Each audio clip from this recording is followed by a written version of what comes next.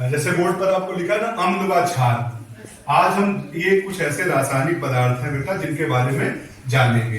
तो सबसे पहले हम ये जानेंगे कि अम्ल क्या होते हैं। आपने पिछली कक्षा में भी पढ़ा है, एक सामान्य भाषा हम लोगों ने जानी कि अम्ल ऐसे पदार्थ होते हैं जो स्वाद में खट्टे होते हैं। और ये तो स्वाद में खट्टे होते ही हैं बेटा, जिस भी वस्तु में या जिस भी चीज में खाने वाली चीजों में ये पाए जाते हैं वो उसके स्वाद को भी खट्टा कर देते हैं। यानी किसी भी चीज का खट्टापन बेटा अम्लों के कारण ही होता है। जैसे आप दही खाते हैं, दही का खट्टापन में पाए जाने वाले लैक्टिक अम्ल के कारण होता है। सिरका आप लोग खाते हैं, सिरके में भी एक अम्ल पाया जाता है जिसका नाम एसिटिक अम्ल है और इसलिए वो स्वाद में खट्टा होता है। इमली खाते हैं, वो स्वाद में खट्टा होता है क्योंकि उसमें टार्टेरिक अम्ल पाया जाता है। आप लोग नींबू खाते हैं ना, नींबू का स्वाद भी खट्टा होता है क्योंकि इसमें एक अम्ल सिट्रिक अम्ल पाया जाता है। तो ऐसे जितने भी खाने वाली चीजें हैं बेटा जो स्वाद में खट्टी हो उनमें कोई ना कोई अम्ल पाया जाएगा। ठीक है, ठीक ऐसे ही बेटा एक दूसरे प्रकार से हम इनको जानते हैं। सामान्य रूप से तो हमने जान गए कि ऐसे पदार्थ जो स्वाद में खट्टापन दे, हमें खट्टे लगे, वो अम्ल है। लेकिन रासायनिक रूप से बेटा जो अम्ल हैं उनको हम इस तरह से जानेंगे कि ये जब जल में घुलने पर H+ आयन देते हैं। इसको आप लोग सामान्य तौर पर समझेंगे कि अम्लों को जब हम उनका जलीय विलयन बनाते हैं, जल में उनको घोलते हैं तो उनसे हमें H+ आयन प्राप्त होता है और ऐसे पदार्थों को हम सामान्यतया अम्ल कहते हैं। ठीक ऐसे ही दूसरी तरफ क्षार है। क्षार ऐसे पदार्थ हैं जो स्वाद में कसैले या कड़वे होते हैं, है ना। और दूसरे रूप से बेटा हम लोग बात कर सकते हैं कि ये जल में घुलने पर OH- आयन देते हैं। क्षार जो है वो जल में घुलने पर OH- आयन देते हैं। इस तरह से हम इनकी पहचान कर सकते हैं। जैसे देखो हमने यहाँ हमने लिखा है हाइड्रोक्लोरिक अम्ल, जिसका रासायनिक सूत्र है HCl, है ना। बोलेंगे आप लोग HCl। HCl को जब बेटा हम जल में घोलते हैं तो H+ आयन और क्लोराइड Cl- आयन मिलता है। जल में घुलने पर H+ दे रहा है इसलिए क्या कहलाएगा, अम्ल कहलाएगा। और NaOH को जब जल में घोलेंगे बेटा तो इसे देखो सोडियम आयन मिल रहा है और हाइड्रोक्सिल यानी OH- आयन मिल रहा है, इसे हम क्षार कहते हैं। बेटा कोई भी द्रव, अब ये पानी जैसे लगेंगे, कोई भी द्रव अम्लीय है या क्षारीय है, यानी उसमें अम्ल है या क्षार है, इसको अगर हमें जांचना हो बेटा तो हम उसका परीक्षण करते हैं। क्या करते हैं, अम्ल क्षार का परीक्षण करते हैं। और बेटा कुछ ऐसे पदार्थ भी रसायन विज्ञान में जाने गए हैं जो हमें अम्ल और क्षारों की सूचना दे सकते हैं, इसीलिए हम उनको सूचक कहते हैं। क्या कहते हैं, सूचक। देखो हमने यहाँ लिखा है इंडिकेटर। सूचक वह पदार्थ हैं जो अम्ल क्षार की सूचना देते हैं। यानी किसी एक बीकर में हमने अम्ल रखा हो, किसी एक बीकर में क्षार रखा हो, दूर से आप देख के नहीं बता सकते।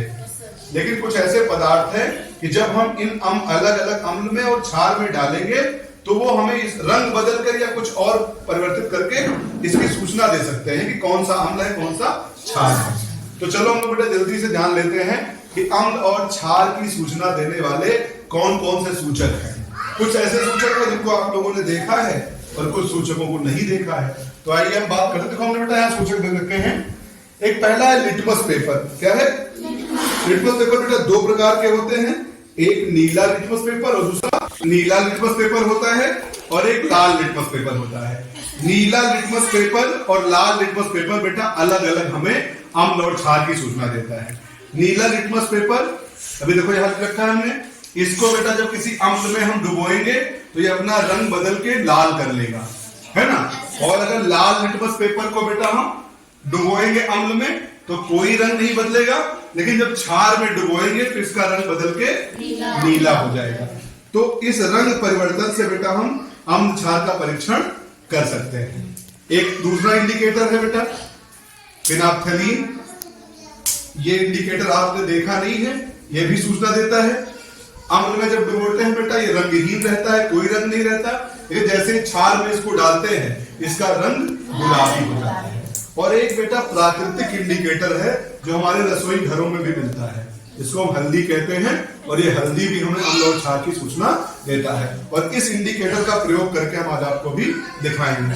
देखो बेटा, हल्दी जो है जब ये अम्ल में रहती है तो इसके रंग में कोई जो है रंगहीन रहती, कोई परिवर्तन नहीं होता। लेकिन अगर हम इसे क्षार में डुबोएं तो ये लाल हो जाती है। और ये वाला प्रयोग हम सभी करके देखेंगे अभी। देखो ये बेटा,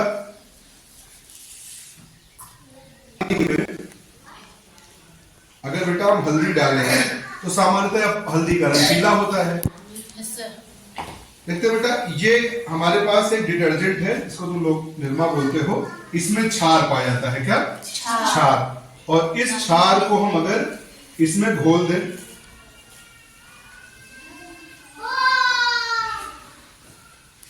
ये क्षार को हमने इसमें घोल दिया, इसमें हम लोग हल्दी डालेंगे तो अभी देखना ये क्षार हल्दी के रंग को लाल कर देगा। क्या कर देगा? लाल कर देगा।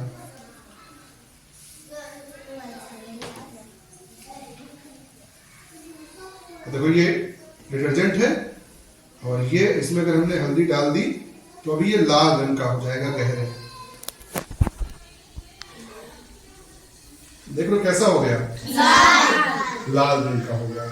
यानी हल्दी जैसे ही इस विलयन में गई बेटा, इस विलयन में डिटर्जेंट घुला था, क्षार घुला था, और उसने हल्दी के रंग को क्या कर दिया? लाल कर दिया। यानी हम समझ सकते हैं कि इस छोटे से बीकर में दिया गया पहले जो पदार्थ था वो क्षार था। कैसे पता किया? हल्दी सूचक से। हल्दी जैसे हमने डाला, क्षार ने रंग बदल लिया और वो लाल रंग का हो गया, और हल्दी ने सूचना दे दी कि इस बीकर में घोला गया पदार्थ क्षार था। अब यही चलते हैं बेटा, हम अम्ल घोलते हैं। जैसे ये नींबू है बेटा, नींबू में सिट्रिक अम्ल पाया जाता है, और ये सिट्रिक अम्ल हम इसमें डाले देते हैं। अभी देखना आप लोग,